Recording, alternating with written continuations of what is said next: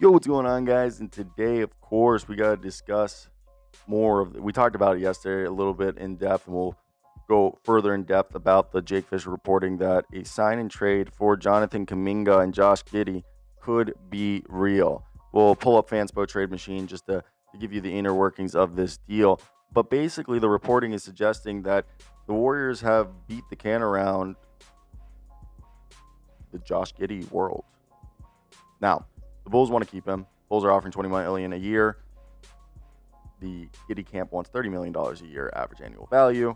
Now, to make this work, the base yearly compensation of a signing trade for Jonathan Kuminga would basically be the full mid-level exception, and then they would have to attach either Moses Moody or Buddy Hield, which in recent days we've heard reporting, I believe from Sam Amick of The Athletic, saying that they're rebuffing any request to have that added into the deal.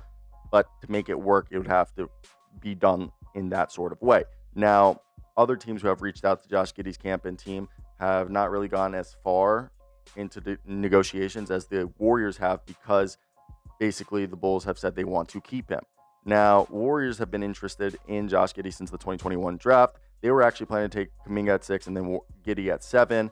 And Giddey and Kuminga are both in restricted free agent, and they're both seemingly in the same sort of stalemates with their respective franchises, as the Warriors have offered a 2-year $45 million deal, and the Suns offered a 4-year $90 million deal, which they couldn't do because the Warriors didn't agree to any of the sign and trade negotiations. So basically, the roadblock here, if the Warriors were fully willing to do this deal, is A, the reluctance of the Bulls front office to do a deal, and B, the ways that this deal would have, the trade mechanics that would be needed to be done to make this work, make it a little bit more difficult than any other trade typically would work. Alrighty, here we guys are. We're going to go ahead and just do it like this just because it makes life a little bit easier.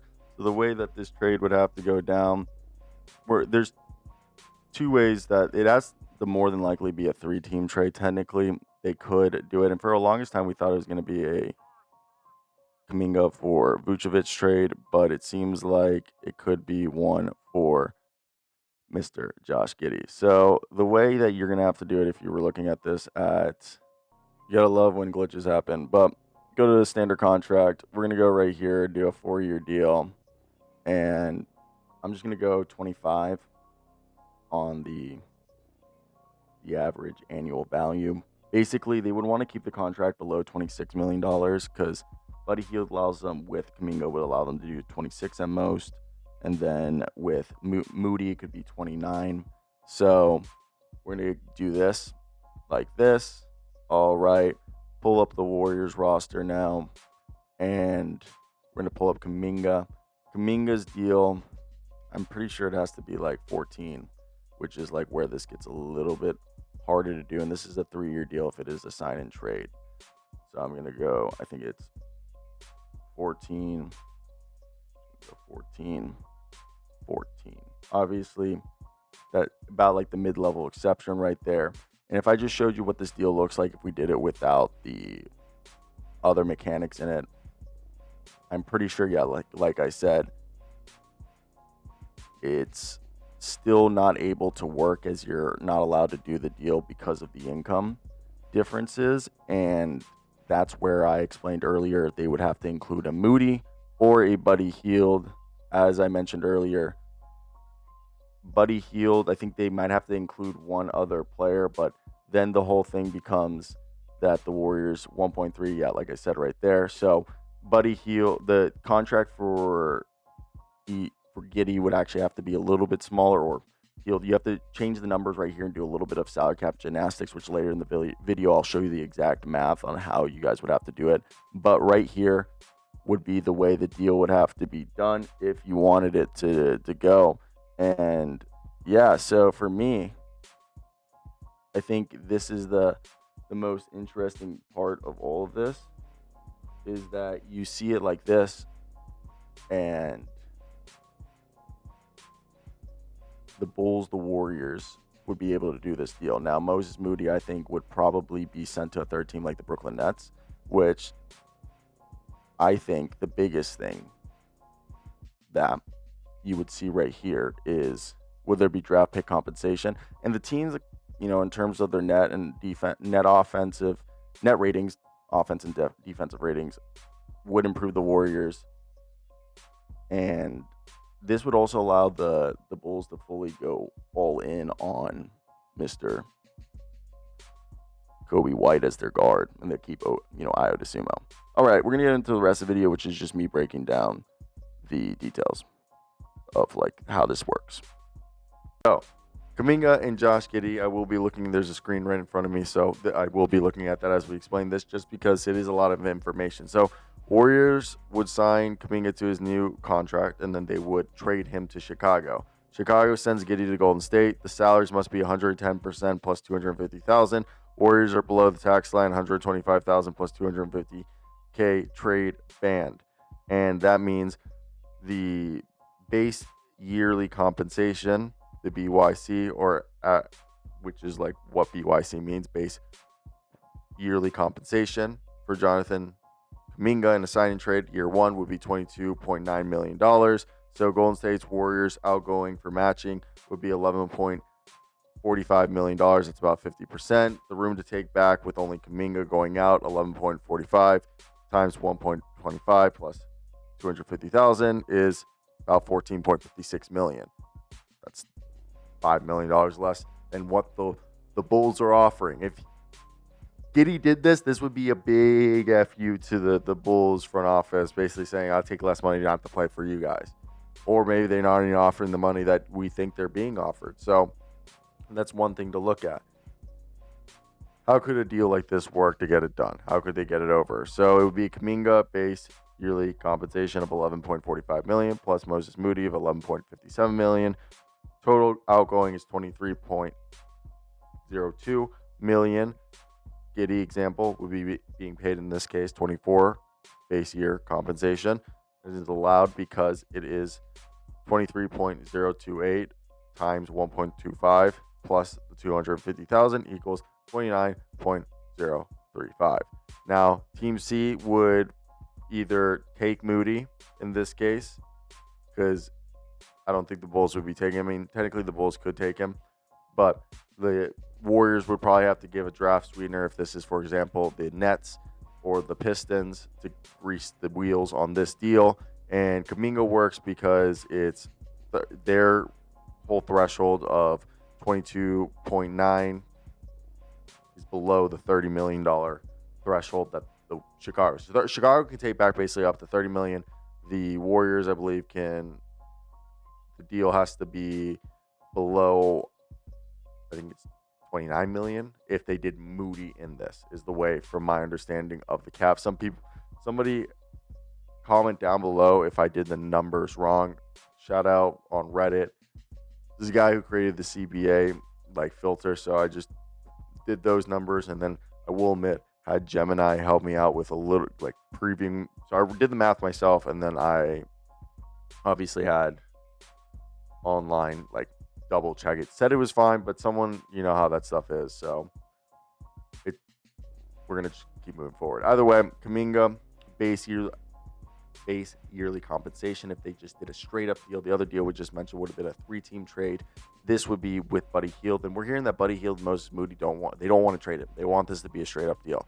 And in this deal, they're capped at $26.34 million. So same exact thought process. Giddey could only make between 24 to 26. Kuminga and Hield go there. And then Hield's able to stay there because this deal gives them the threshold of, well, I guess it is over 32. So Bulls must send out $6 to $8 million extra or reroute Hield to a third team. So they could add a Jalen Smith or a Javon Carter in this deal, which I think would be fine if you can get a Javon Carter back. I think the Warriors would be cool with that. But this could be morphed into the first deal that we mentioned, or it could be just its own deal and just be a 2-team trade where they send somebody back. Now, what else is there to do right here? And we talked about it. It is the cleanest, where it is Moses Moody goes to a team and a third team where it's, somebody like the Nets. And that would only affect the Warriors by increasing their payroll maybe by $1 million or $2 million. Now, a little rule of thumb right here, a 2-team works, or a 2-team trade works only if the Bulls can add outgoing or Warriors can reroute the extra salary to Team C in a separate trade, because you can trade, and then if they get an additional player, or the Bulls, they can do a separate trade where that player can be traded by themselves without the aggregation of another player. So Chicago would only take Kuminga in this sense. Now, 3-team works cleanly for X up to $29 million if Golden State pairs Kuminga, who's base yearly compensation, with Moody, who Hield or B-Pod would be the other two options, makes that able to work, if that makes sense. So if Kuminga is not paid $20 million, $25 million a year, which it does not seem like it's going to be possible with a sign and trade, Moody, Hield, or B-Pod would have to be included in a said deal. That's kind of what we're getting at here, if you guys haven't picked that up. Now, moving forward with the rest of the stuff, what other deals could be done? The Vucevic, the deal that we thought was going to happen. So 14.56 alone is not going to be able to get you Vooch. Best way to do this is if you're giving him 11.45, which I think would be the best deal, or giving the full mid-level exception, which is like $14 million. That's going to give you between, and especially if you package a player like a Buddy Hield or a Moses Moody, that could potentially give you a range of $23 to $25, $26 million, which then gives you almost $30 million to work with. So it has to be equal or less than $30 million or $29 million, depending on the players you attach. Nikola Vucevic making $21.48 million this upcoming season on expiring would make that be able to work. So right there alone, it could work very well. And if they do this, you do have to send that second player that the Warriors would do into a third team. So it's interesting to see how all of that could work. But I do like the idea of them maybe going out and doing a trade. But we mentioned it right here. This is kind of how it would look with Buddy Hield. Buddy Hield would be $26 million. So they don't even have to trade Kuminga to make that deal, but Kuminga would be the one that they would do the deal for. So the whole potential is based off the salary cap gymnastics that they would need to do. Moody's $11.57 million raises Golden State's max income, meaning salary, the max incoming salary that they would be able to do to $29.35 million, or $29,350,000. And then Buddy Hield making $9.21 million raises to $26.34 million. And B-Pod's 3.6 raises it to 19. So not enough for Vooch and not enough for Giddey, maybe fringe-wise, and Giddey-Jonathan raises it to 17.3. So you see right there how that whole salary, so Giddey-Jonathan's, if you add him, it's the most you can get back is 17.3. B-Pod, it's 19.1. Buddy Hield, it's 26.3 and 29.03 for Moody, making Moody the most likely, if they had to include someone, for a large salary.